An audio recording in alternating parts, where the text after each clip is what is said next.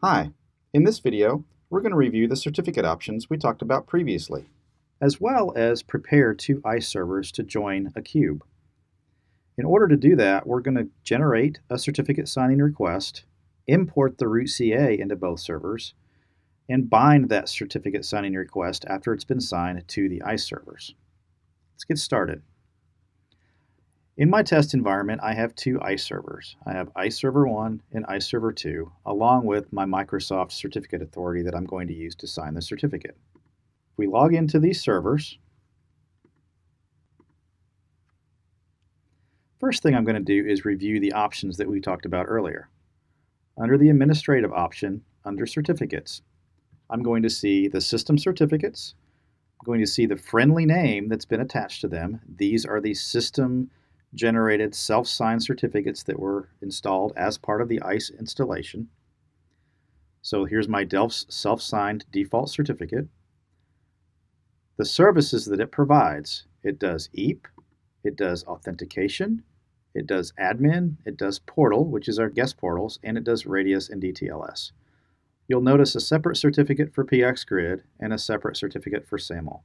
This is the default option that is installed with any ICE deployment. Our trusted certificates, remember, are the certificates that we trust, that ICE will trust when they are presented from a connecting system. There is a default trust chain installed with ICE, but you'll need to import any specific certificate authorities that are going to be used in your environment for the certificates being used. What we're going to do real quick is we're going to come in and generate a certificate signing request.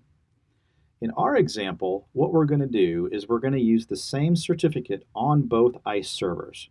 Remember the options we looked at earlier in the presentation. I can use individual certificates, I can use wildcard certificates, I can use the same certificate on all the ICE nodes. I'm going to use that in this example. So I'm going to generate my certificate signing request. I'm going to tell it it's a multi-use, meaning I can use it for any number of these services. I'm not going to allow wildcards in this one. I'm going to generate it on my LabICE1 box. The common name is going to be the FQDN. For the OUO, locality, and state, I just use whatever the standard for my company is. So in this instance, I'm going to say Pearson. I'm going to say Pearson Corp. I'm going to say Denver. I'm going to say Colorado. I'm going to say US. Now, remember we talked about the SAN field, or the subject alternative name field. I'm going to take advantage of that in this example. So for the first SAN, I'm going to use a DNS name of LabICE1 in my domain. That's this ICE server. I'm also going to use a SAN field of LabICE2, which is my second ICE server. So in this example, this certificate will be valid for LabICE1 and LabICE2 servers. I'm going to generate this certificate, signing request. Okay, that's been generated. I can either export it now or I can just say OK. I'm going to say OK in this example. Now what I'm going to do is I'm going to go in and I'm going to view this certificate. And in here, I'm going to get the contents of the request. I'm going to copy everything from the begin to the end. And that is the digital footprint of my CSR. I'm going to go to my Active Directory server. I'm going to request a certificate. I'm going to do an advanced request. Now, I have gone through and I've set up some certificate templates in Active Directory. This video is not going to cover those. When you read the document link that I posted earlier, it will give you specifics on what you need to do within Active Directory and the specific attributes that need to be part of the certificates that are generated. I'm going to paste the certificate in there. I'm going to use my ICE template, and I'm going to go ahead and submit it. Now I'm going to download this certificate. It's called certnew.csr. I'm actually going to use that name. Now, This certificate authority generated the signing request for this certificate, which means this certificate authority must be trusted by the ICE system. I'm going to download the root CA on this certificate authority.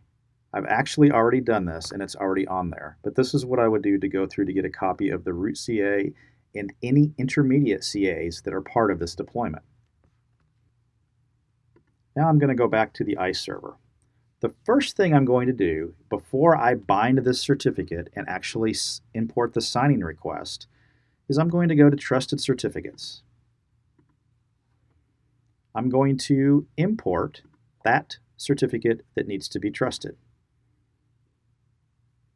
That is this one right here. This is my root CA. So I'm going to open him. I'm going to give him a name and call him my root CA. Trust for authentication within ICE is typically checked by default. If I also want to use a certificate for EAT-based authentications, I need to check that box as well. And then I will also need to check trust for authentication of Cisco services, things like PXGrid and those types of things. I'm going to submit that. Now, if you'll notice, down here I have my root CA. That has been imported. If I take a look at this one, you can see that he's the top of the tree, so I trust the full chain because there's nothing underneath it, and the various attributes associated with this certificate. Now, I'm going to go and actually bind or import the signing request and attach it to the certificate signing request that I just created. I want to do this request that I just issued, and I want to bind that certificate. Now I go select the file that I downloaded earlier. I've got several on here, some from some previous examples, but as you can see, this is the latest one, and this is the one I'm going to select.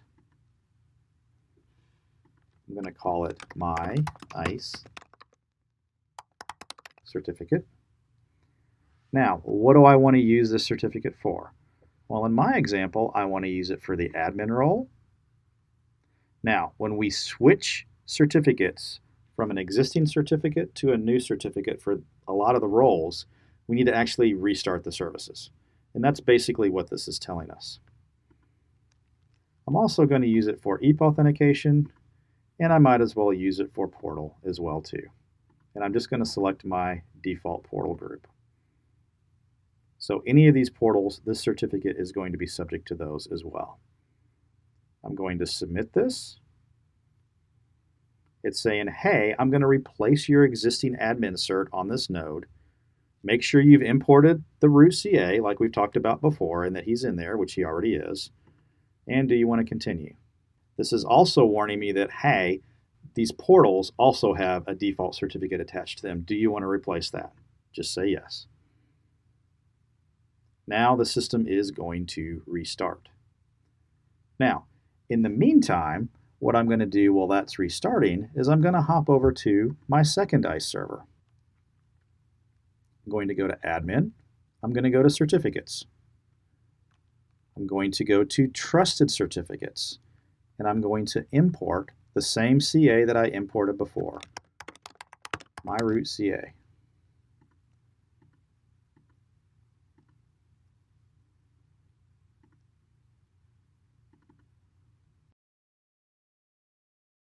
Okay, now that we're back, I'm logging into the ICE server again because all the services had to restart. So I've replaced the certificate. So now I'm getting a certificate warning when I go in there. And as you can see, I just haven't trusted this in my browser. If we go take a look at the certificate, you're going to see characteristics of the certificate that I just generated. Here's my common name, LabICE1, organizational unit and organization, Pearson. If I look at more details, I come down here and I look at the subject info. There's my subject info that I created. My subject alternative names, I've got two. I've got LabICE1, LabICE2. So this just validates that the certificate that's being presented is the one we just generated. So I'm going to go ahead and accept the risk and continue. And we're going to log back in. Now, what we're going to do is we're going to go export this certificate and private key so that we can import that on the other node. In order to do that, I'm going to go back to certificates. My system certificate now, if you look, here's my ISE certificate. This was my default self-signed certificate that I had before. The only service that's bound to that now is Radius DTLS because I've moved all those other services down to this certificate. I'm going to go ahead and check this. I'm going to export it. I'm going to export the certificate and private key. I'm going to put in a password of just Pearson123. I'm going to export it. Where do I want to put it? And it's going to be in this zip file. Say OK. Now, what I'm going to do is go take a look at that.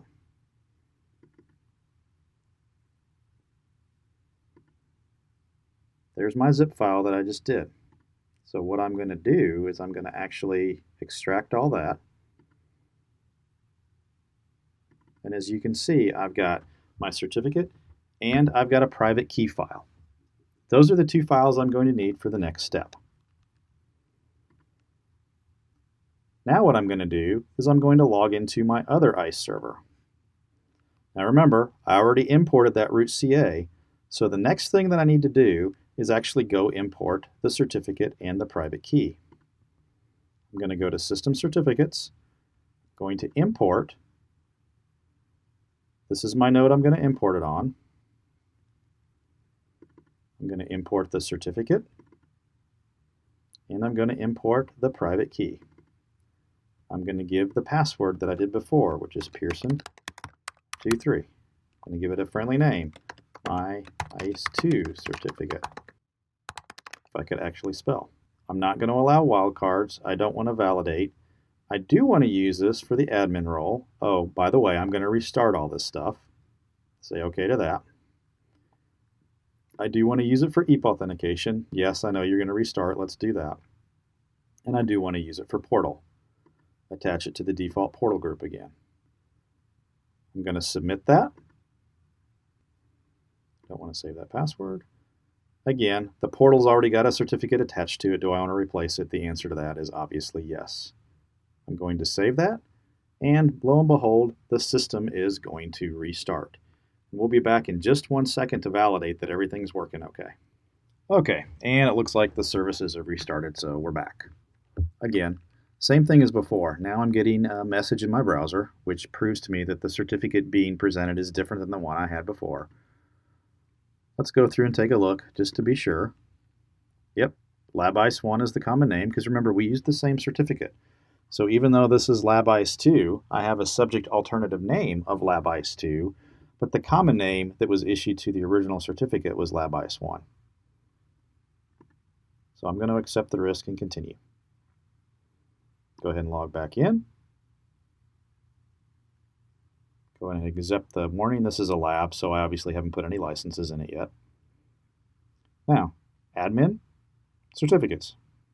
And lo and behold, here's my ISE2 certificate that has the admin, the EAP authentication, and the portal attached to it.